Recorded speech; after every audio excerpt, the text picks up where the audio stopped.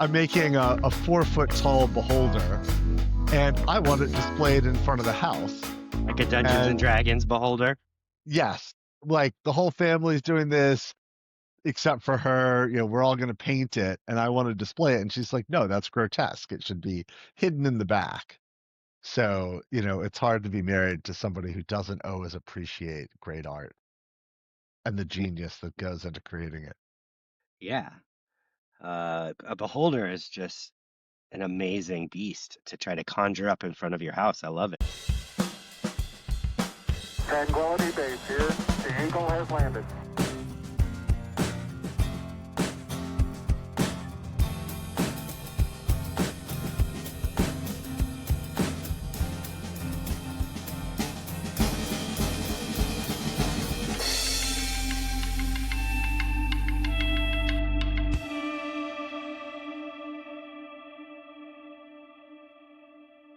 Hello and welcome to the Technically Friends podcast hosted by Harrison Wolf and Timothy Reuter. My name is Harrison, and if you've listened to us before, you know that the reason Timothy and I created this podcast was to find a way to highlight the amazing people we've met who are much more impressive and generally harder working than both of us. There are folks with deep expertise in some intersection between technology and society, and who continue to achieve success in their field as key players across business and government sectors or launching their own efforts to drive positive change. And I'm Timothy. In general, the people we talk to are on their way up, not the well-established C-suite, but the new executive, the director who's navigating their career, or the youngish visionary founding startups from the ground up. We're tired of only hearing from the people who made it and really want to hear from the people who are still dealing with the challenges of politics, bureaucracy, home life, and global influences. If we do this right, it will be as if you're listening in on a meaningful conversation between three work friends talking about the more interesting aspects of life, the universe, and everything. Now, we're about halfway through the first season of this podcast, and so far we've heard from a lot of you and decided to offer video and audio on YouTube, as well as our audio only formats on Spotify and Apple Podcasts. Check us out wherever makes sense for you, and please do subscribe, share, rate us, berate us, like whatever needs to happen to get the message out there. And now we're really excited for the conversation today with someone I've known for a long time, since graduate school at Pepperdine University, and who Timothy is just meeting literally for the first time today. Our guest today, Matt Leighty, is someone who I've known as a student, as a colleague working on drone policy materials in Virginia, and most importantly, as a ping pong doubles partner between classes in Malibu. He has a wicked forehand, a reach that honestly should be considered cheating because he's very tall. And for us short people, it's hard to get anyway. And also as a founder and chief strategy officer of GrantFlow, a Virginia-based company helping nonprofits and local governments strengthen their grant infrastructure so they can do more good with less burden. And while this is no small effort, at least that's what he tells me, I'm not very familiar with the grant writing experience. Just in the last 10 years, he and his team have raised more than $250 million, mission-driven organizations, and created this new tech platform, an AI-enabled grant writing platform designed specifically for the nonprofit sector.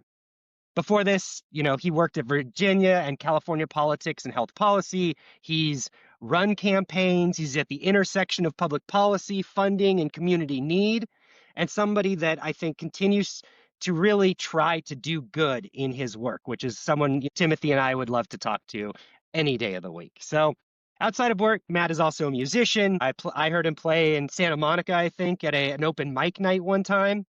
And he lives in Richmond with his family and is currently writing a book on grant systems and another on morality, which I think will be really interesting. And other than that, his tagline is to help those do good. Sorry, time out. Pause. His tagline is his passion. I think we should leave this fumbling in. Okay, maybe I should. His Comedy passion is gold. simple: to help those who do good more easily. And there we go. So, Matt, I'm welcome doing to great. Technically It's Friends. wonderful to hear you How say you nice doing? things about me. It might be the first time. Fantastic. We're contractually obligated, I think, yeah. So that's good. And, we're excited to have you. I think I was looking at sort of your LinkedIn recently as we were preparing for this pod, and just like the amazing number of career transitions I thought you had. actually make a lot of sense in what you're developing now, which is this grant flow platform, from the grant writing side to I think some grant analysis side, and now actually helping folks get access to the funding they need. It's a bit confusing because it's the name of our company and it's also the name of our platform. So GrantFlow originally started as a full-service grant writing company, and I grew from just me being a solopreneur writing grants on a laptop in Long Beach to having a team of 11 grant writers working with me. And I needed something that would track their work, and there was nothing out on the market that worked. Built one for myself, and it tracked what was going on and when and how things were due. And I built that prior to the AI revolution. It was a platform that was out there that I used to monitor my own team. Mm, And then AI came out, and of course, everybody said you have to integrate AI into it. So we built our own AI bot. His name is Ulysses, which stands for Ulysses S. Grant, because I'm hilarious. I also enjoy being in Richmond, Virginia, the capital of the Confederacy, and naming after the correct general. perfect. Fantastic. So that's awesome. And you were solving a problem of needing to have insight into what your writers were doing, but it also like helps get grants, doesn't it? Yeah, it will help you do different sections of grants as you do it. What you do is you upload all your past work into the system. So let's say you're writing a grant to Bank of America.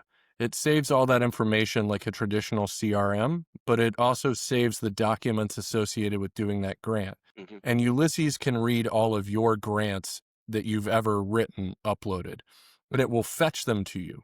So if you say, I know I've written a grant about this before, can you help me find it? It goes through your library of materials and brings you the relevant grants or other documents that you've uploaded so you can verify that the information you're using is correct.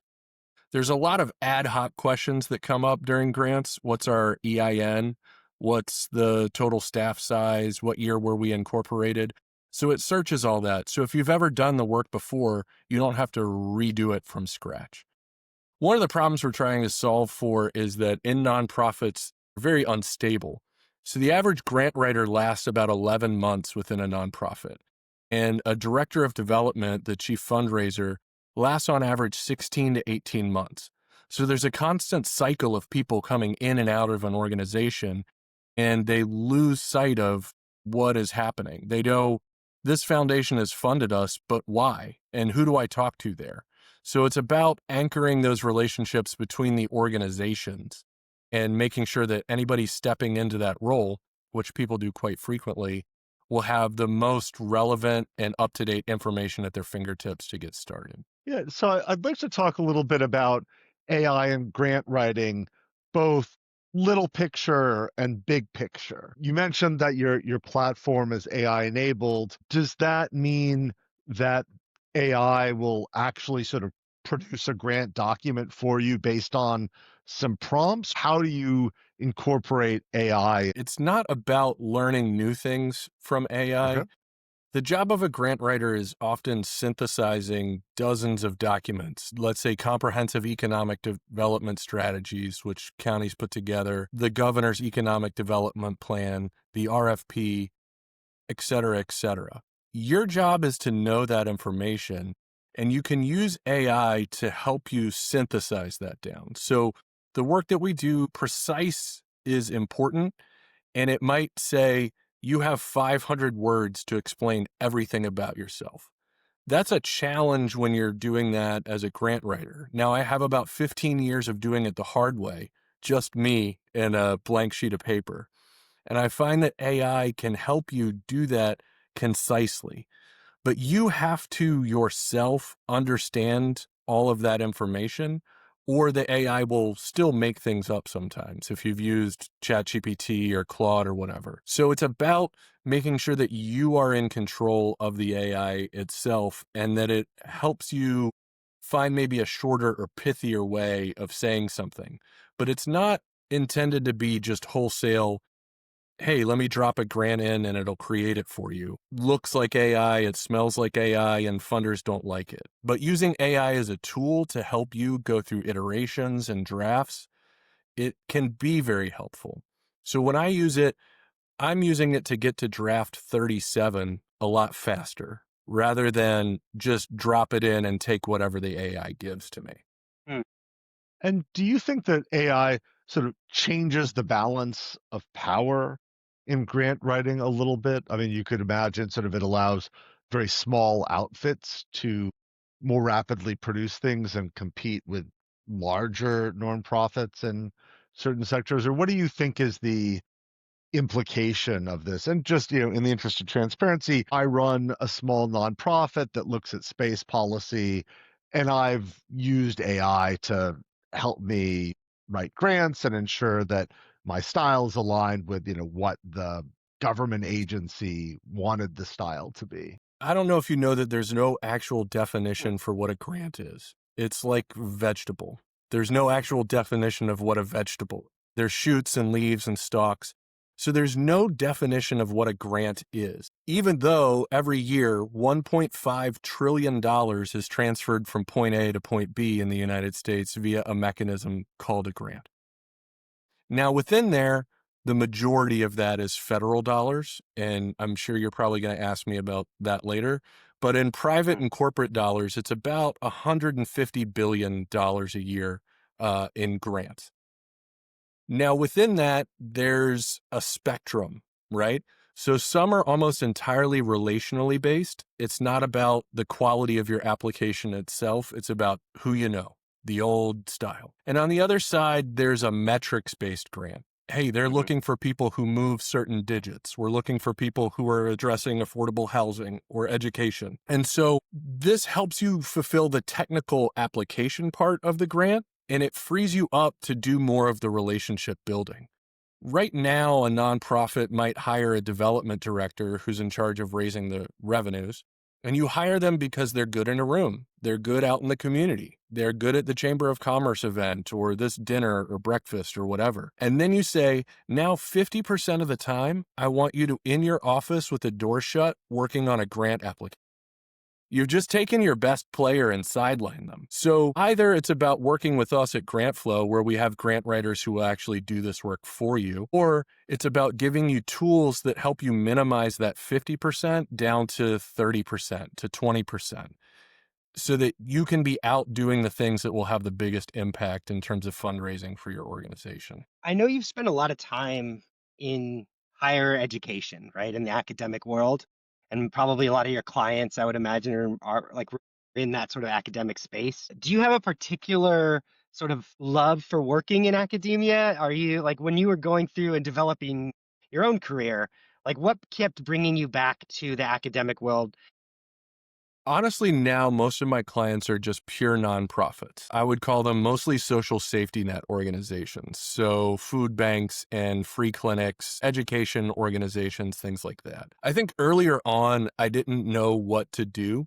And whenever I went to school, I got good grades and people told me I was smart. And I just kept doing that to get the positive feedback. And I had to go out and actually learn how to do things on my own. So academia can be rewarding if that's what you're looking for, but it can be frustrating too, because the point of learning things is to put them into action. And if you don't step outside of academia and actually try things and become a practitioner, you run the risk of just being a know-it-all who's never actually accomplished anything. And that's my least favorite type of thing.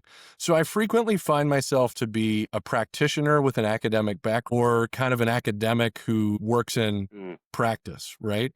And I never feel quite at home in either world. I guess that makes sense, especially considering like when at Pepperdine, for example, there were a lot of people who went there with the same ideology or along the same sort of mindset that the school is known for, like that more, conservative approach. You might think of the Reagan Library and those kinds of places affiliated.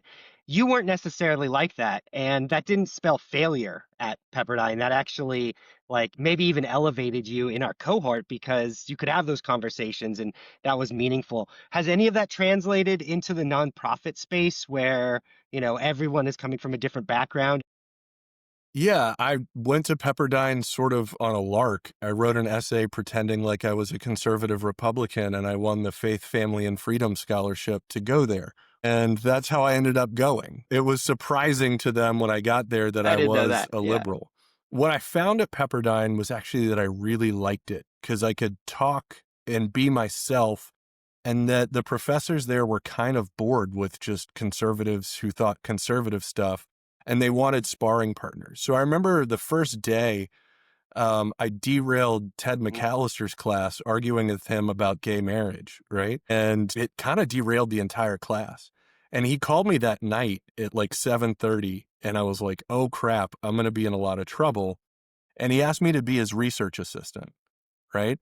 And it was just such an interesting Wow. place to be, where I kind of think about it like the Princess Bride. They weren't going to kill the man in black until they healed him first. That I owe it to myself to understand somebody's arguments at their best before I take them down. It's easy to set up an idiot straw man and beat up on them, but why don't you engage with somebody who's arguing with you from a different point of view at their best? And that doesn't make you weaker. It helps you think your thoughts through more clearly and sometimes come up with different answers or different solutions. In the nonprofit world, it doesn't come up a ton, but it gives me exposure to a lot of ways of thinking, a lot of ways of being. And I, again, am working more with practitioners. I affectionately call them the B team. Politicians come and go, but this team be here before the politicians, and they'll be there after the politicians. And they're the people who are executing on a mission, a body of work. That's who I find myself drawn to now. Rather than engaging with politics at a higher level, I'm working with the people who are still mission dependent, no matter who's in office. A food bank still needs to run whether Trump wins or Kamala wins, right? Now, one will obviously make it easier and one might make it harder, but the fundamental mission doesn't change depending on who's there. Actually, the perfect lead into my next question, which is, how do you see the grant writing sector evolving in a period of both less investment and more politicization? Sure. The way I envision it, Timothy, is imagine like a garden, and there's all sorts of flowers and vegetables growing in there. And the way it's watered is through these hoses that run through it. They're all old and they're tangled and they're kinked together, and it doesn't make much sense.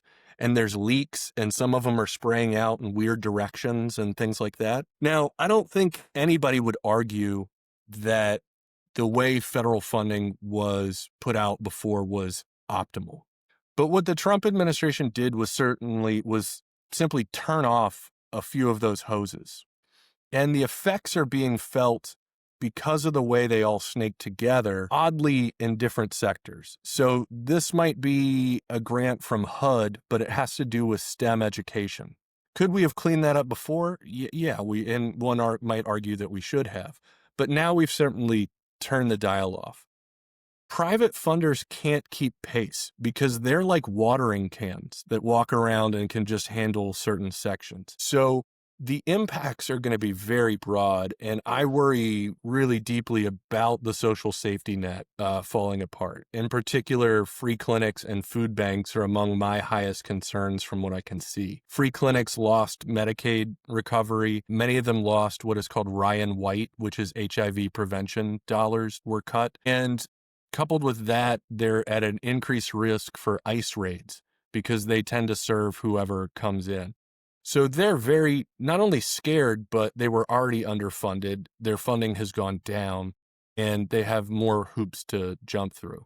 Same thing with food banks, where due to SNAP cuts, you're likely to see increased users of food banks, but those same bills allowed food banks to buy from farmers, and it doesn't any longer. So you're going to see the cost of buying food to distribute at food banks roughly double.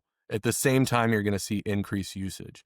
So I worry about those the most, the social safety net the most. I mean, but do you have any advice for people fundraising in that sector, or just they're I mean, screwed? they are all used to being screwed for so long that this isn't really shaking them too much, Timothy. They're all used to moving along in this. These are people who are showing up to work and their chairs are duct taped together. I have one client whose office literally used to have a horse trough in it from when it was a converted barn. So these are scrappy people who are used to scrapping along. The advice I have is that I think we're moving into this era that I'm calling like the era of algorithmic accountability, whereas AI is not being just used for writing grants, but for reading them. And AI isn't moved by a heartfelt narrative. It's moved by numbers and digits. And so as we've grown this grant economy that is incredibly large right now, what funders really prioritize, Bill Gates had a lot to do with it in the early 2000s in terms of making numerically based investment decisions. So funders increasingly want you to be able to prove your value. I like to say that charity died a while ago, and now we live in the era of philanthropy. Charity was giving freely and expecting nothing in return. Philanthropy demands a return on investment. So you need to be able to show what your investment return is to succeed in this environment. So those places that aren't data savvy are going to fall behind. And that's most frequently community-based organizations, smaller grassroots organizations, because despite the fact that funders all want those metrics, they won't pay for you to have a data specialist who helps you figure out how to do that because they consider that an egregious use of funds and overhead that they also hate. So I like to say everybody wants the number and sell E20, but nobody wants to pay for the person to put that number there. So we're dealing with, a lot of nonprofits are dealing with that. They're not as sophisticated data-wise as they could be otherwise. Just because you can measure it doesn't make it important. And just because you can't measure it doesn't mean it isn't important. So think about like good sportsmanship in youth sports. How do you quantify that? Like, do you want somebody to keep a list of every time somebody was a good sport, every time somebody was a bad sport, and, talk about trainings? Or what's the value of giving a kid an art class by their newfound love for, the arts or exploration? And when you get so number heavy, you sometimes we're forgetting the things that are important, which is your community should feel good. It should feel vibrant. It should feel like a place that you want to live. And that's ultimately what we're trying to get at. They're just doing it a lot of times through increased quantitative metrics. Now, on the other hand, I'm not anti-metric entirely. Like, it's important to measure and quantify certain things, but we have to be careful about striking the right balance between them.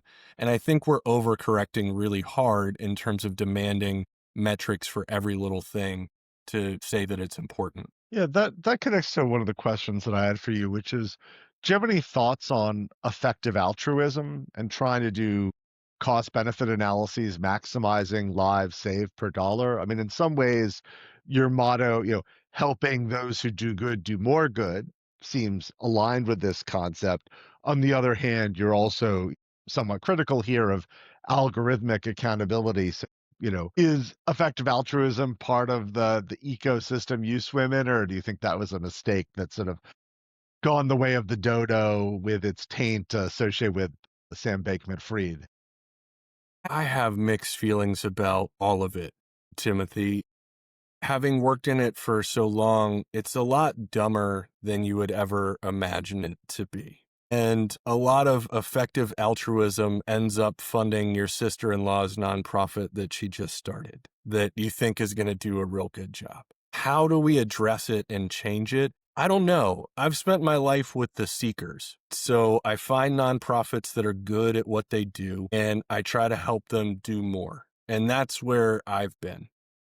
I don't think that a lot of the big money altruists spend time downstream, right? You're not going to get real feedback from luncheons with cloth napkins when we're talking about dealing with people who are in distressing levels of poverty. But I don't think they are willing or able to go actually spend time in those communities and translate up. So they're listening to intermediaries who are often, I feel, more interested in getting themselves on a TED Talk than solving an actual problem. It's a lot better for one's career to develop a theory or approach that gets you on a conference circle than it is to remain rooted in place and actually try to solve a problem.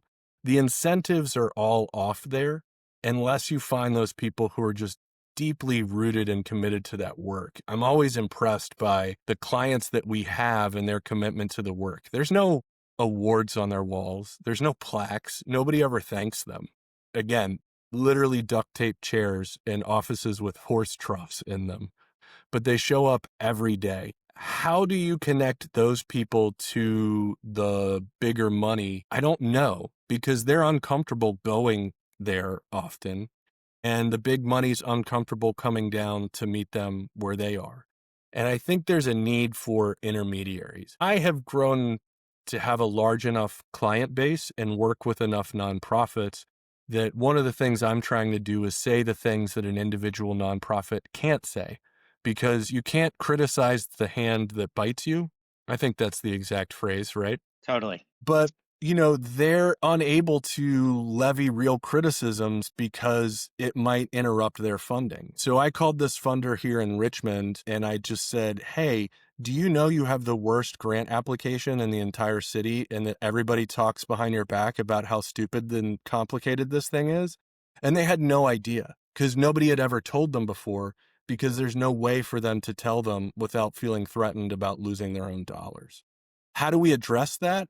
I'm not sure. So is that sort of when you say you're writing a book about the morality of nonprofit work, is that sort of a good example of what you're talking about is some of these power dynamics, is moving money around to the places that can do the most good while also, like what are you thinking about when it comes I'm to thinking morality about in my own nonprofits? stuff, I have a complicated thing, and that my entire business is based around something that is really difficult for nonprofits that I think shouldn't be necessary. What is the morality of my own business in terms of doing that?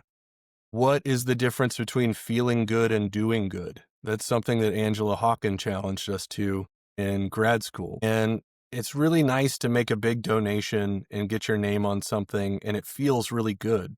But did it actually do any good? And I don't know that people are willing to go that deep with what they do. And if I step in and interrupt it, am I actually doing more harm than good by forcing them to change those garden hoses snakily run through a, garden? I am uncomfortable with my role in that as well. It's interesting. I mean, surely, I assume in your book you're going to get into issues surrounding distribution of power. And so one critique is that a lot of these activities are sort of providing temporary pain alleviation that stands in the way of larger structural change. And I guess, how do you think about that? I mean, should people come to, our three houses and burn them down to redistribute what we have? Or what do you think are the real levers of change? I think that a lot of people mistake efficiency for effectiveness. And right now, with the inability to get enough money out there to everybody, there is a great focus on maybe consolidating some nonprofits and combining back offices and doing that. But that's also a consolidation of power that shuts out a lot of grassroots voices who do a lot of work downstream. So what are we being effective at? What is the effectiveness that we're looking for in terms of doing that? I think it's about making communities a better place from people who they can develop relationships with and trust. So I encourage people to think about not consolidating these efforts, keeping them all individual and empowering more grassroots voices in the work that they do. Understanding that there is a lack of efficiency there, but democracy isn't efficient. The most efficient government is a pure autocrat. We have prioritized something other than efficiency in our own government, which is, admittedly a bit frayed right now, and we're seeing some of that at the moment. But that having more voices come together is in fact better and more efficient in the long run, if you want to say that way. Maybe. So, not to go off on too much of a tangent, but I don't know if you've been following sort of the abundance movement with Ezra Klein. And it's gotten a lot of pushback. Something that I care a lot about is affordable housing. And one of the critiques of the abundance movement is that having so many local voices that can put up blockages to constructing any sort of additional housing or power lines for renewable energy is part of the reason why we are not getting enough of these goods.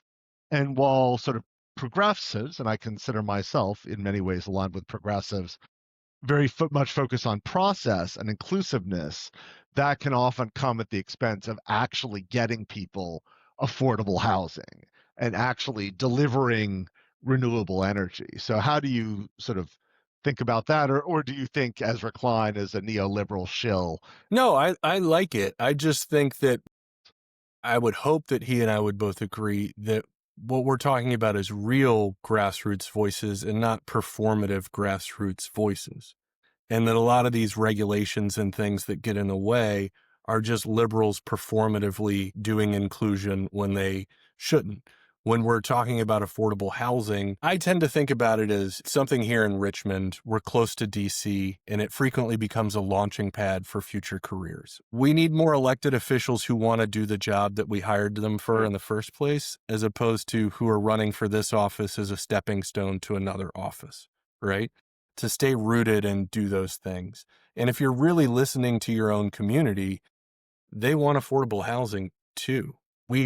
I have an affordable housing client who's building bridges and doing these things right now. And it is possible. But I would say that there's a lot of performative inclusion that is unnecessary, that is simply done to win longer term political points. And if we were able to scrape that out and focus on the people who are our people, we could really get things done. Maybe that's just pie in the sky, though, Timothy. No, it's interesting. My question, I guess, about all of this is when we talk about power, when we're talking about communities, we've seen a pretty significant consolidation, it seems like, at the state level and the federal level to try to take over and really lead policy formation from the top down. Have you seen success in policy development from the bottom up and really influencing the direction of solving problems that you're trying to solve? Or are you seeing sort of what I'm seeing, which is this top down attack on all of these policy challenges? We help the people who do good more easily. Right now, it feels like we're helping the people who do good have less terrible things happen to them. And it's difficult to build up to a state of actual change when you exist in just a state of constant survival. And a lot of that is the funding mechanisms itself. The most commonly done thing is to give grants 1 year at a time, to fund things 1 year at a time. So these people are just trapped in a constant state of survival, which doesn't allow them to move on to the next level of thinking. So some grant makers are starting to move to general operating grants and giving multi-year gifts that can provide some stability to that system that will allow them to, drive some of the upward change. I'm suspicious of concentrated power in any form, whether it be a community foundation taking over smaller foundations and concentrating the giving just with them, whether it be a government doing it just for them. It's like people never read The Lord of the Rings. You're not supposed to want the ring. That's the whole point. Those are the things that make me suspicious in general. When things get too concentrated, some people get excited and they say, look at how efficient we are. And I'm thinking, look at how much we've lost. Look at how many voices are not in here any longer. Let's take a little bit of time to talk about your sort of personal experiences and journey. Tell us about how you got started co-founding Grant Flow and perhaps what have been some of the unexpected challenges. Sure. So I graduated Pepperdine with Harrison in 2010. It was a particularly terrible time to be entering the job market. I remember getting an interview with the city of Santa Monica and being very excited. And when I showed up, there were 350 people there to interview. So one of our professors, the amazing Angela Hawken, I was working at the Pepperdine Graduate School Library at the time. She came in to check out a book, and I was there, and she said, "What are you doing here?" And I said, "Looking for a job." And she said, "I have one. You start on Monday." And so I started working for her. We were studying probation and parole reform. So I've been to prison in 7 states. I got to leave at the end of the day, though, Timothy. That's an important distinction. And to do the work, we had to write grants. So I started writing grants to the federal government was my first experience. And then I had to administer and report on the grants, which is terrible. So I left and went to UCLA and wrote grants there for a while, but part of my job negotiation, I said, I'm just on the capture side, not the execution side. And then I left and went out on my own and hung out a shingle. And I did it at the time that I recommend everybody do it is you move to a new city. I moved to Long Beach where I had no clients, no contacts. I had an 8-month-old and just needed to make it work. So I joined the Chamber of Commerce and I called every single person in it asking if they knew anybody who was looking for a grant writer until I got enough work to sustain myself.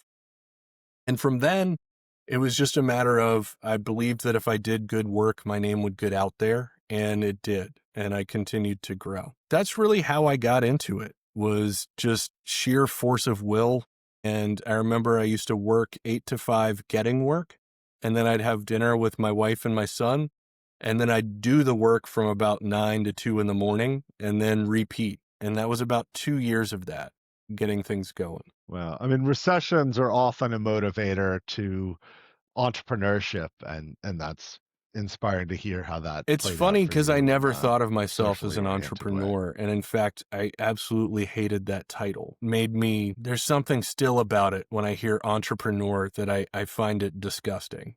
Maybe it's because you're expecting to go on Shark Tank and pitch yourself or something. I mean, also because we had a lot of friends in the MBA program at Pepperdine that were Well, I never got an left a MBA, but I sour did figure taste. out how to do a PowerPoint all on my own, which is, I think, the point of most MBA programs. I wanted to work on things. I wanted to solve problems. I became a business owner and doing that because I had to in order to do the things that I really wanted to do. I wanted to work with more nonprofits and help them do more stuff. That meant I needed to have a vehicle for them to pay me. And then as it grew, I had to hire somebody to help me. And it wasn't like I was trying to grow a business. I was trying to get more people working with me solving this problem together. The goal was never to be a successful business person. The goal was to work with other people solving these thorny problems. And I tend to view grant writing as public policy. And it is public policy where government policy has failed.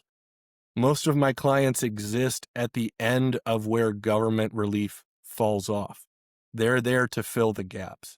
And it used to be that they filled that last mile between where government left off and where there was still a gap. With government support going away, that last mile is becoming the last 5, the last 10, the last 15, and it's really unsustainable. But they were there to solve those problems. And I became interested in how those people were doing that and how they worked both with government and really how they worked despite government. I'm also one of those progressives. I believe in government, but I think that we can also look at its many shortcomings that it has and look at these organizations as those who've stepped in to fill gaps in policy. If we study why these nonprofits exist, might be a good lens for addressing public policy. And most of the nonprofits I work with would be happy to go away. They're not here just to have a job and be there forever. If government actually stepped in and did what they did reliably, they would happily fold their nonprofit up and disappear. I mean, do you actually think, would it be better for the government to run food pantries than grant funded community organizations? I mean, that's sort of the implication of what you're Potentially. saying. It all depends on the setup, Timothy. The devil's in the details. Is it the federal government, the state government, a local government? I don't know. Could we just get people fed? However it happens, it's necessary to make sure that our communities have enough to eat. I haven't done the deep dive on that so much as I have just got a food bank client and I see the challenges that they have, and I'm trying to help them get the money so that they can stay open. It's sort of that same thing, that survival mentality. I haven't done the thinking long term. What would this look like if it were different? The one thing that I really like about what I do, sort of to pivot off that, is that I'm sort of issue agnostic, right? There's issues that I wouldn't work on. Like I'm not going to work on a pro-gun thing or, whatever. But we work with animal shelters, with food banks, with free clinics, with education, with workforce, with environment. The common pain point for all of them is that grants suck. They're hard to do. They take a ton of time, but they're completely necessary for their survival. So I found this niche. I frequently call myself the garbage man of fundraising. It's the job that nobody wants to do, but you notice when it's not being done, right? And that's where I found us and my team. And I've got this amazing team that I haven't talked about enough, 11 of us working on this together. And we're people who I like to call introvertuous. They're introverts who like to make a difference and do good. So our tagline is like, we're here to help, but we'd rather not be. They're the people who want to be in the office working on a grant, shut away. They don't want to be at the Chamber of Commerce event.